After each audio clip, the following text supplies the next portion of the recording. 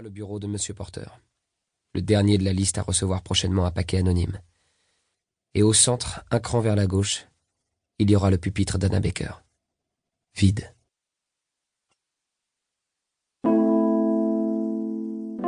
Hier, 1 heure après la fin des cours. Un colis de la taille d'une boîte à chaussures repose en équilibre contre notre porte d'entrée. Celle-ci est pourtant équipée d'une fente pour y glisser le courrier, mais toute enveloppe plus épaisse qu'une savonnette est condamnée à rester sur le paillasson. L'adresse griffonnée à la hâte sur le papier craft indique Clay Jensen. Je ramasse le paquet et j'ouvre la porte. Dans la cuisine, je le pose sur le plan de travail, j'ouvre le tiroir fourre-tout et je sors une paire de ciseaux afin d'inciser le pourtour de l'emballage, puis je soulève le couvercle. La boîte contient une forme oblongue emmaillotée dans du papier bulle.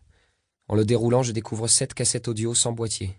Toutes portent un chiffre inscrit en haut à droite au vernis à ongles bleus, semble-t-il. Chaque face est numérotée.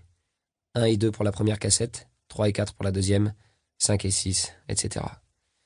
La dernière cassette porte le numéro 13 d'un côté, mais rien de l'autre. Qui peut bien m'envoyer une boîte à chaussures remplie de cassettes audio?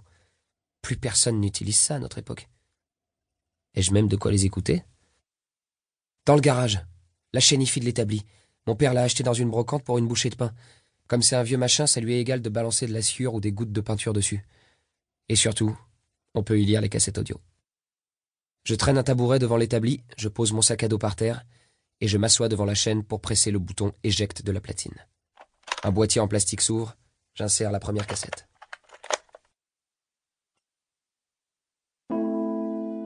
Cassette numéro 1, face A.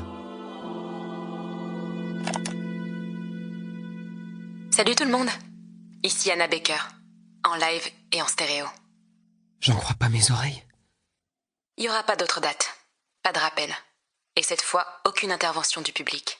Non, c'est impossible, Anna Baker s'est suicidée. J'espère que vous êtes prêts, parce que je vais vous raconter l'histoire de ma vie, ou plus exactement, la raison pour laquelle elle s'est arrêtée. Et si vous êtes en train d'écouter ces cassettes, c'est que vous êtes l'une de ces raisons. Hein? Non! Je ne vous dirai pas laquelle de ces cassettes vous concerne personnellement, mais n'ayez crainte. Si vous avez reçu cette charmante petite boîte, votre nom surgira à un moment ou à un autre, c'est promis. Et la parole d'une morte, c'est sacré. Tiens, ça me rappelle une blague.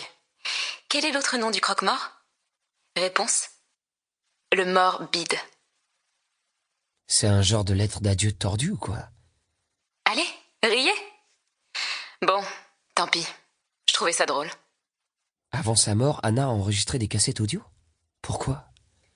Les règles sont simples, et au nombre de 2 seulement. Petit 1, écoutez. Petit 2, faire passer les cassettes à la personne suivante. L'un comme l'autre, je l'espère, devrait vous être très pénible. Qu'est-ce que t'écoutes? Maman? Je me jette sur la platine, presse plusieurs boutons à la fois. Oh, tu m'as fait peur. C'est rien, juste un devoir pour le lycée. Ma réponse automatique, idéale en toutes circonstances. Rentrer tard le soir, un boulot pour le lycée. Besoin d'argent, un boulot pour le lycée. Et aujourd'hui, des cassettes enregistrées par une fille qui, il y a 2 semaines, a avalé un tube entier de cachets, un boulot pour le lycée. « Je peux écouter ?» demande ma mère. « C'est pas à moi, » dis-je en frottant ma semelle sur le ciment. « J'aide un pote pour le cours d'histoire.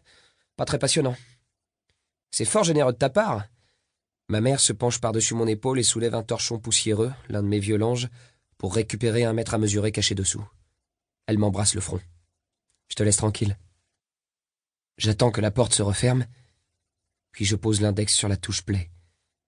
Doigts, mains, bras, nuque. Je me sens faible de partout. Même pas la force d'enfoncer un bouton de chaîne hi-fi. Je prends le torchon et je le jette sur le carton à chaussures pour le faire disparaître de ma vue. J'aurais préféré ne jamais poser mes yeux sur cette boîte, ni sur les 7 cassettes qu'elle contient. Démarrer la platine était facile la première fois. Un jeu d'enfant. Je n'avais pas idée de ce qui m'attendait. Mais à présent, c'est l'une des choses les plus terrifiantes que j'ai jamais faites. Je baisse le volume et je rappuie sur le bouton. 1. Écoutez. Petit 2. Faire passer les cassettes à la personne suivante. L'un comme l'autre, je l'espère, devrait vous être très pénible. Quand vous aurez écouté chacune des 13 faces, car il y a 13 facettes différentes à chaque histoire, rembobinez-les, refaites un paquet et expédiez-le à la personne qui vient après vous dans le déroulement des cassettes. Quant à l'heureux numéro 13, il aura le droit de les expédier directement en enfer. Selon sa religion, il est même possible qu'on se retrouve là-bas.